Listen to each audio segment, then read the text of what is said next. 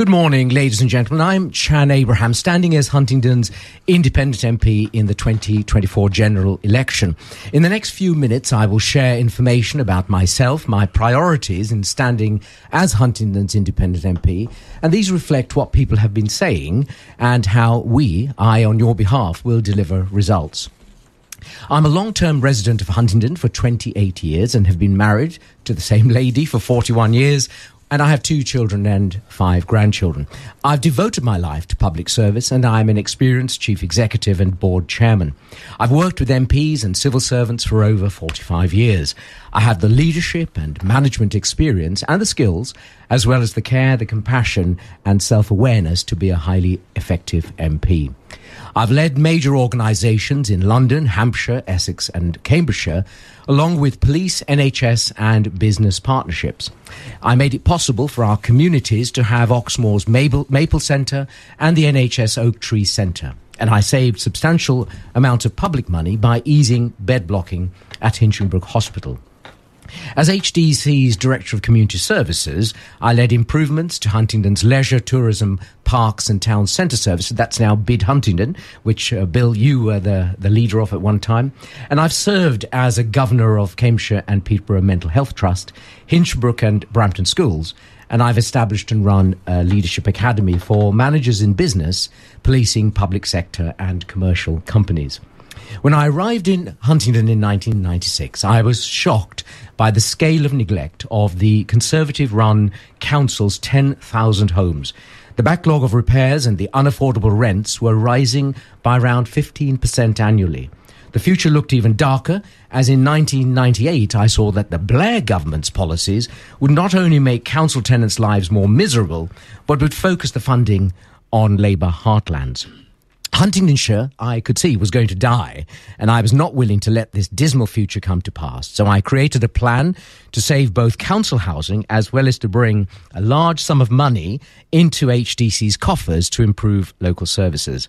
I raised £100 million independently of any government funding and set up Huntingdonshire Housing Partnership, that's HHP, a non-profit company to buy these homes. And I persuaded the government to give their consent for the process. I consulted at the same time with thousands of tenants in public meetings, and they voted overwhelmingly for the new company. I'm hoping that the people of Huntingdon will vote overwhelmingly for me as their independent.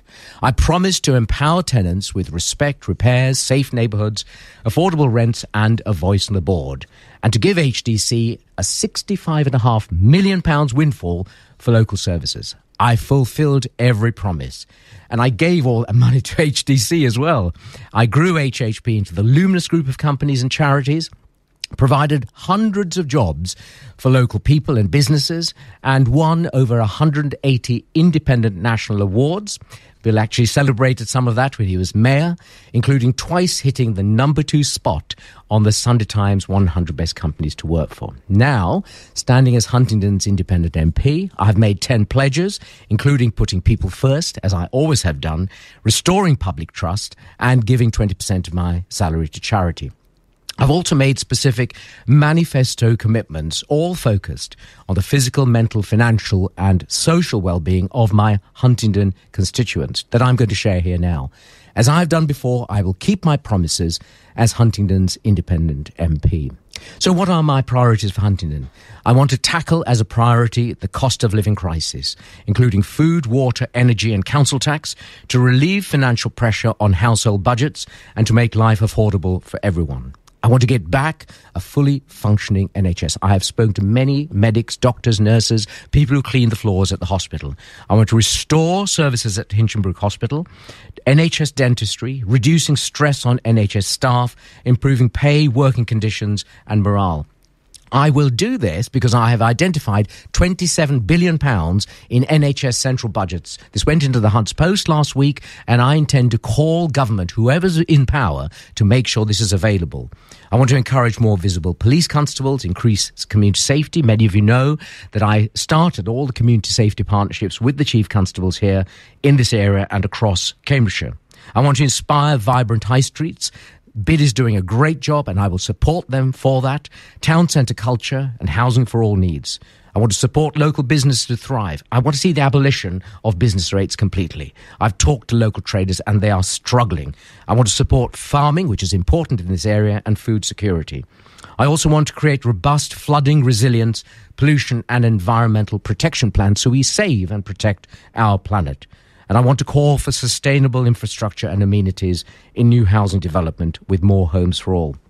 And I do want to ensure national security by stopping illegal immigration. I'm an immigrant, the seventh child in an immigrant family, but we must stop illegal immigration. We must stop child and drugs trafficking, and we must withdraw from foreign conflicts. And I want to encourage education about and celebration of Britain's heritage, culture and values. I was in the streets yesterday and some people told me that they could no longer describe themselves as English.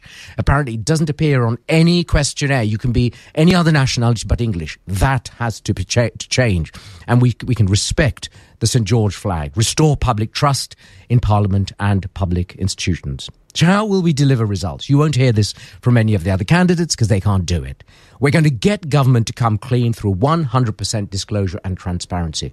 As early as possible, I want the country's balance sheet, bank statements, to be made available to the country so everyone can see every penny of where our money has gone. I predict a great deal of anger. I hope not unrest in the streets, but a lot of shamefacedness and maybe criminal proceedings. We want to expose fully how our money is being spent. We want to freeze overseas spending until full audit and explanations are provided. Given all the money we've sent abroad, there should be no one in Africa without a clean water supply. What has happened to all this money? We'll cut all non-productive government spending, bureaucracy, red tape, excessive regulation, no more DEI courses and things that take people away from doing the actual job. If you're sick, you want someone to see you who can help you to get better, not the DEI. That's the Diversity, Equality and Inclusion Officer. We want to drive public expenditure savings to invest in improved public services. I want to reduce tax for single earners and in families and simplify the tax system. Abolish the TV licence, VAT, inheritance tax, stamp duty on UK citizens' main homes. Reduce corporation tax to encourage business development and growth. Replace business rates by taxing companies who have an online sales turnover over £500,000 so that we make online digital salespeople pay properly. Close all the loopholes to ensure big corporations and the wealthy fairly pay tax, and develop effective leadership and management to achieve our goals. Let me draw to a conclusion. The record of political parties has disgraced British democracy. The time has come for independence, and there are 459 standing, and there is an opinion poll which says 57% of people would consider voting for one of them. We need to stand with and for the people. You need to know, those of you who are voting, that I'm not a career politician. There are plenty of those, and they're standing who are seeking a job. I am standing out of an inescapable conviction that I must step in to stop the mayhem and carnage that political parties have caused to Britain. I'm standing for you, the people of Britain and Huntingdon, with no party or business affiliation. I'm not subject to the whip. The acid test for the other candidates in Huntingdon is this. Who will you put first? Will you put the party or the people of Huntingdon first? Each of them has no freedom in this.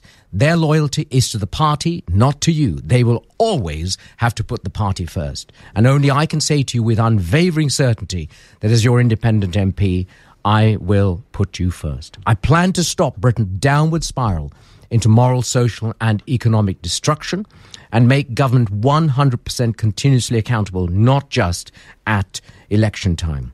Many have told me in Huntingdon, and I'm drawing to a close now, that people want to change and they want to have an independent who answers only to them and works for them. They know I truly care. This is my home. I'm not going anywhere, and it's my home and yours for the long term. Therefore, I will work cooperatively with all, every group, whatever their background, for the common good, and I will be seen as the most open and accessible MP Huntingdon has known. When the people fear the government, this is tyranny. When the government fear the people, that is democracy.